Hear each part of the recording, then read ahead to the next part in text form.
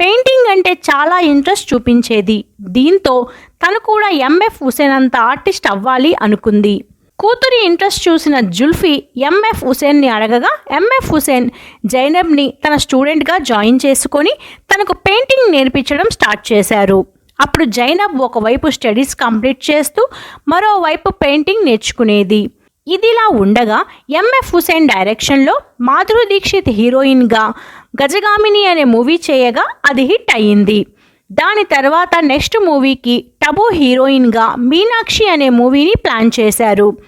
ఇక జైనబ్ చూడడానికి చాలా క్యూట్గా ఉండడంతో ఎంఎఫ్ హుసేన్ మీనాక్షి మూవీలో చైల్డ్ ఆర్టిస్ట్గా ఒక రోల్ని ఇచ్చారు జైనబ్కి. ఇక మూవీ రిలీజ్ అయ్యి ఓకే టాక్ తెచ్చుకుంది.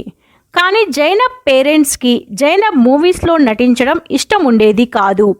ఇక ఆ మూవీ తరువాత జైనబ్ ఎక్కడా యాక్ట్ చేయకుండా తన ఎడ్యుకేషన్ని కంటిన్యూ చేసింది.